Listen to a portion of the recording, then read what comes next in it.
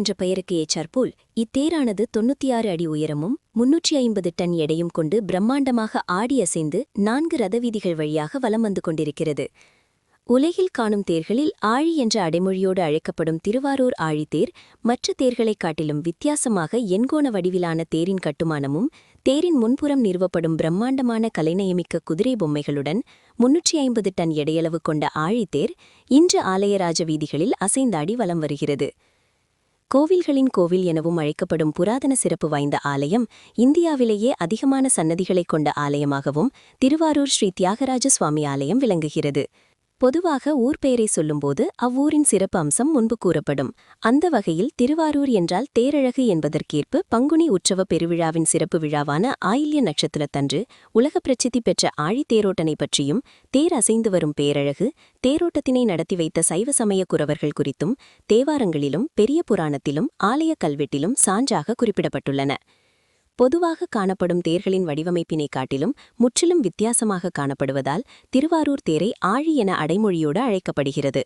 திருவாரூர் ஆழித்தேரானது அதனுடைய மரபீடத்தின் வடிவமைப்பும் அதில் காணும் 500க்கும் மேற்பட்ட கலைநயமிக்க சிற்பங்களும் எண்கோண வடிவில் இத்தேர் வடிவமும் ஆழித்தீர் கட்டுமானத்தின் இலக்கணமாக இருந்து வருகிறது. 96 அடி உயரமும் 350 டன் எடையும் கொண்ட பிரம்மாண்டமாக ஆழித்தேர் வீதியினை ஆக்கிரமித்து நிற்கிறது. தேரின் முன்பக்கம் 4 வேதங்களை அடிப்படையாக கொண்ட 4 குதிரைகள் கட்டப்பட்டு பிரம்மா தேரையொட்ட தேர் பாய்ந்து செல்வது போல் நம் கண் முன் காட்சியளிக்கிறது. தேர் அலங்கரிக்கப்படுவதற்கான 17,467 சதுரடி பரப்பளவு கொண்ட துணி, 4 பிரம்மாண்டமான குதிரைகள், யாழி, பிரம்மா உள்ளிட்ட பொம்மைகள், 250 டன் எடை கொண்ட இரும்பு அச்சுகள் ஆகியவற்றை சேர்க்கும்போது தேரின் மொத்த எடையளவானது 350 டன்னை எட்டுகிறது. சுமார் 350 டன் எடையளவு கொண்ட ஆழித்தேர் வீதிகளில் பக்தர்கள் இழுத்து செல்ல ஏதுவாக 4 டன் எடையளவு கொண்ட ஒவ்வொரு வடமும் சுமார் 240 அடி நீளம் கொண்ட 4 பிரம்மாண்டமான வடங்கள் கட்டப்பட்டு தேரின் வடத்தினை பற்றி சுமார் 5000த்திற்கும் மேற்பட்ட பக்தர்களால் இழுக்கப்பட்டு தேர் வீதிகளில் வலம் வருகிறது.